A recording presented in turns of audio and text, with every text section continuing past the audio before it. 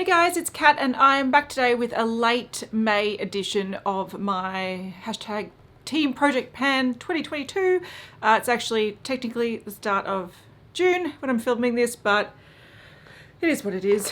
So this is where I give updates on the products that I'm using in my project pan, the progress I'm making, the issues I'm having, any stuff I've finished, and then I roll in any new stuff to replace anything I've finished. Now this month I didn't actually finish much. Last month was a quarterly refresh, so I added in a lot of new products. So a lot of these products were almost full, so it was sort of hard to make a big dent or enough of a dent to use a lot up. I only used up one product, and this was because I used it in the wrong way. So this is my primer oil from Smashbox, and I did say in my last video that I wanted to, like my last check-in, that I wanted to use this as a way to sort of sheer out fuller coverage foundations, make them a little bit more natural finish rather than matte, because I am finding I've got a bit of a stockpile of sort of fuller coverage matte foundations, and because I don't go out much, I don't really use them. But I didn't like this. I found that it just sort of sat on my face. I've got oily skin. I do like oils, but because I tend to put my skincare on, which includes some hydrating product, sunscreen, whatnot, I find then putting oil on top just didn't really sink into my skin and make a great effect. So I ended up using this as a body oil. So it was up to that purple mark there, and now it's completely gone. So yeah, that one is the only thing I've used up this month. Since I don't actually really use primers for that same reason, I feel like I've got enough on my face after my skincare, my SPF, so I don't then like to put a primer on top. But I do still want to look for a product that I can mix with my foundation, and I did have a few suggestions in the comments of like my last check-in. A few people said primers are really good, a few people said moisturizers are really good. I did try them all. I didn't love them. I found the best thing was actually SPF. So I'm just going to turn the brightness down. I've had to like really jack up the brightness because it's storming outside at the moment. So if I make this really fast one, it's because I'm worried that the sun's going to go down and there's going to be no light whatsoever. But anyway, so I decided to introduce this SPF because I found that mixing SPFs with my foundations anyway, or the ones that I've been currently using, is a really good way to sheer it out slightly, add a little bit more glowiness to it, because SPFs can be a little bit shiny or greasy, but at the same time it sits really nicely on the skin because it's not really designed to like sink into the skin. I think it works really well. So this is an SPF that I sort of want to use up because I don't like the tone of it. It's by Neogen, and it's actually like a purple toning SPF. So, which, you know, theoretically I don't need. I've got a lot of pinkness in my skin. This would be good if you've got a lot of yellow tones in your skin that you want to cancel out. But I just find that it looks white on my hand at the moment. But when I put it on and blend it in, it sort of makes me look really white pink, and it just doesn't suit me. So I could only use this if I'm planning on applying makeup over it. I can't just use it on its own. It just makes me look unwell. So I thought this is a really good one to mix in with my foundation, since I don't like the tone of it anyway, so I may as well hide it with foundation. So that's what I'm adding in as like a mixing product. On two things that I've got good progress on. Firstly, the powder that I introduced last month. This is the Mecca Max Banana Bake powder. This is slightly yellow tinted. A lot of people are saying just get rid of it if it's too yellow for you. It works. It's just not one that I can put on heavily. Not that I like to put powder on heavily. But if I am wearing a foundation that's a little bit too yellow tinted and then I go in with this, it does sort of make my body look very pink compared to my face.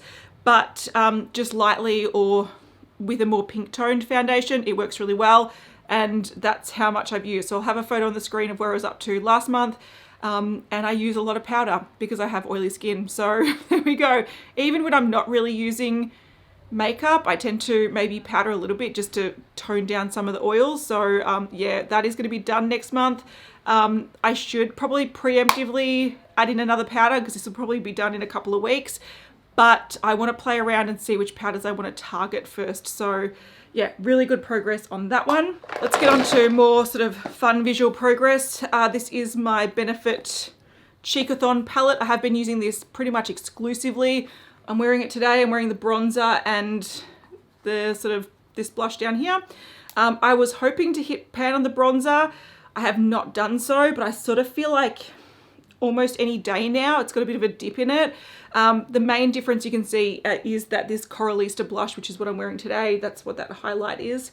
It's just the blush. That one, the pan's getting bigger and bigger. So I just hit pan on it when I last checked in, and now the pan's getting bigger. I will have a side-by-side photo, so hopefully you can see a little bit better the dips and stuff in this palette. But again, I am wearing this pretty much every day. It's just, they're large, full-size blushes and bronzers, so they take a while.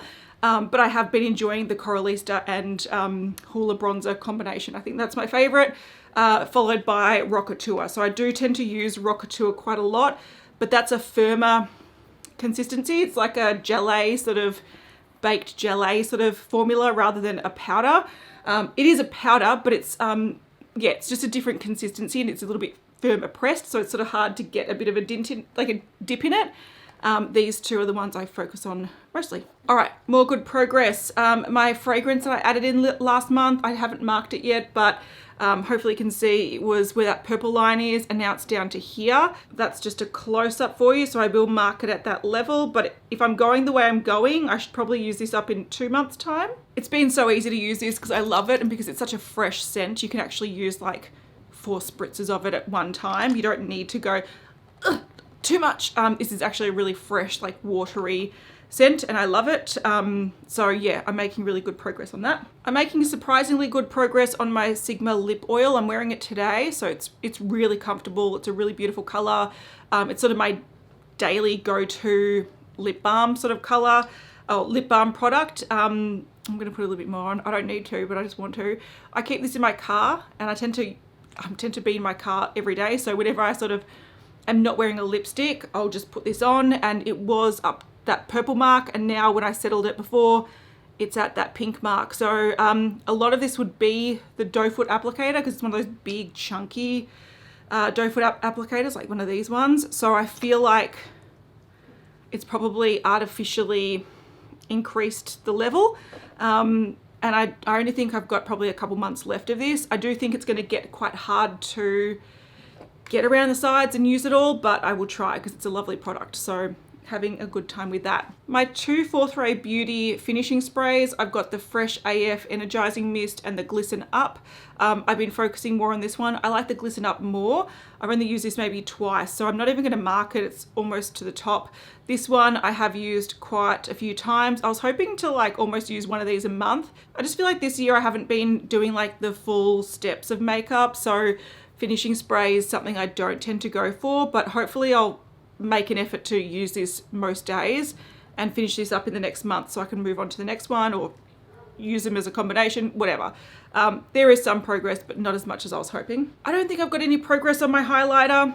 I will put a comparison photo on the screen, but I really think I've only used this a couple of times this month, partly because the Coralista blush does give a highlighted effect, so I sort of feel like on a daily basis, extra is extra. I would only really reach for this if I'm going out somewhere and wanting to look extra glowy, but on a daily basis the Coralista is plenty, so I've sort of taken a bit of a back seat to this one. I still want it in my project because it's one that I want to use. It's one that I can use fairly frequently. I can sort of use it all year round, so it will stay in. But yeah, Coralista is taking its place sort of at the moment. All right, I don't know how I'm going with this Nabla Cupid's Bow eyeliner. I do wear it on my waterline a lot, and I've sharpened it once. So this does have a little sharpener down the bottom. Most of these twist up liners do tend to have that, but it's still a really chunky pencil. So I don't use it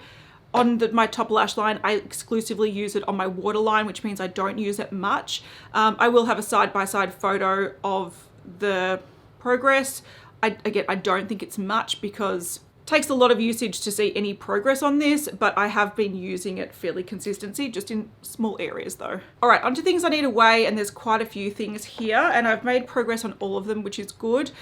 Foundation, I'm going to say my Roche-Posay foundation. This is the Corrective Liquid Foundation. This barely has any left in it. I reckon I've got like 2 applications in it. This one I've used over 5 grams of it in the last month, so I'm using quite a lot of it. Again, I probably should introduce another one. I'm just trying to think what I would want to use up first. I might think about it for a second and introduce something at the end, because I honestly think by the end of this week this is probably gonna be gone. My Covergirl concealer, this again, there's not much in it. Like, I can squeeze a lot of this. This is mainly air, so I've used a lot of this, and I've used over 1 gram the last month, so I use a tiny bit at a time, so I don't use a lot of concealer. But again, I think this has only probably got a month or so left. It's got 9 mils and I've used 1 gram last month, and it's been my project all year, so I feel like it's coming to an end. But I do think this probably has a month in it, so I will think of what to introduce next, but this one's nearly done. My Urban Decay Primer Potion, I only introduced this last month, and I've only used about 1/2 gram, but I still use it most days, so there we go. One thing I do find a bit frustrating about panning this is that I find that the wand doesn't dispense too much. If you're trying to pan one of these and you struggle with the amount of product you get, I recommend squeezing some out of the tube so you can just see it sort of popping out, and then grabbing some on your wand, and you'll probably be able to use it a lot faster. So look, it's actually squeezed down. A lot of it in there is air. There's still a lot of product to go because you use the smallest amount of primer, but yeah, I find that a little bit easier to access it a bit better. Nabla Serial liner, it's eyeliner I'm wearing today. It's a black eyeliner. It's a nice brush tip applicator. I find that sometimes if I put this too close on the inner corner of my eye, it does run. I just have very watery eyes, so I've only used a small amount of this. I mainly just use it on the outer corner, and I don't use liner every day, so I've only used 0.04 grams of it. So look, I'm still using it, but it's very slow, which is fine. I don't use liquid liner or winged liner every day, so it's gonna be a slow process. Estee Lauder, this is the mini mascara. I pretty much use this every single day. I really, really like it. It is starting to dry out to the point where I find myself having to do like a second coat just to get the effect that I want. So I think this month might be its last month. It was at 12.52 grams. It's now at 11.7 grams.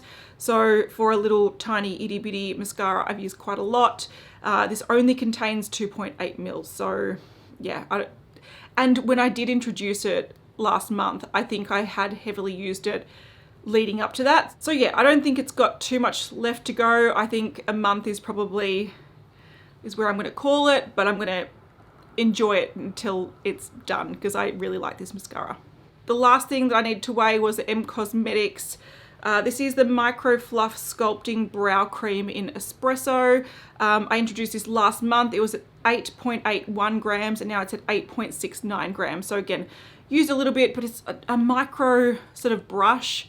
So use the smallest amount. I tend to brush it into my like brows, and then I'll take any excess that might be left on the tip of the brush, and I get like an angle brush and I just sort of like apply it to the center part, the inner part of my brows. So I don't use this every day, but I have been using it. Before I have a quick rummage around looking for a foundation that I want to introduce into this project, I'm going to talk about products that I'm sort of struggling with.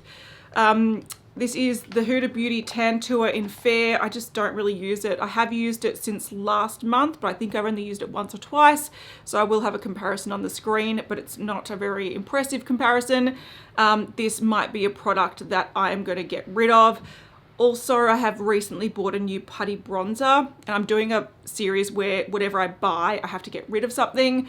I think this is going to be on the chopping block for that, because I think it's a little bit muddy, it's a little bit pigmented for me, it's a little bit bold, and I don't really go for that style, and I can't see myself using that style of makeup for quite some time. And by the time I do want to do full beat, full contour looks, this would probably be off. So I might actually take this out of my project in preparation for bringing in that new bronzer and getting rid of that one. So there's that. These two products, I still use my Kabrow brow pomade from Benefit. It's just very, very dry. So it's like a little rock in there. I still haven't found my Inglot Duraline. I need to order another one. And without that, I can't sort of properly use this. I still do use it on a really firm angle brush. It just doesn't deposit much product, which is probably good because it looks a bit more natural, but it is a little bit more of a pain in the ass. So very, very slow progress with that, but I will keep it in. And my Bobbi Brown Long Wear Eyeliner Duo. This is also the same problem. I need to rehydrate it with Duraline to really make this work. I will keep this in for another month. If I don't buy Duraline, I might get rid of it because it's just getting harder and harder, and I do have a lot of other gel liners that I can focus on instead. The only reason I'm not swapping something else out for this is that I've got the pencil liner and also the liquid liner in this project, so I'm making progress on liners anyway. I'm gonna have a quick look in my foundation drawer and I'll be back in a second. All right, I have decided I'm gonna focus on my Hourglass Vanish Seamless Liquid Foundation. Now this is quite a full coverage, sort of matte finish foundation. I've had it for a while. The main reason I wanna focus on this is not only does it have a nice clear bottle so you can mark it, but also if I'm wanting to use this product to sheer out foundations, like I'm gonna have to use something with a bit of coverage to make that work. Like there's no point shearing out a really sheer foundation. So I thought I'm gonna try for the next month this combination, see how it goes. If it doesn't work, I might swap it out for something else. But also with this foundation, I feel like it works best in the cooler months because it can, it looks nice and it does wear quite well, but in hot weather, it can sort of start to break down. So I feel like since it's the first day of winter in Australia, this might be one that I can see if I could tweak into more of a medium coverage foundation. Again, if I don't do that successfully, I will take it out and swap something else in, but I may as well have something in the project since that La Roche-Posay one's nearly done. All right, so that's my late May check-in for my project pan. Let me know how you're going. If you're doing a project pan, what products are you loving? What are you hating? What struggles are you having? What wins are you having? Let me know in the comments. And hopefully I'll see you in like 3 weeks. I might try to make the next month fairly short so I can catch up because I don't want to keep being a month behind. That's annoying. So I'll see you guys in the next video. Bye.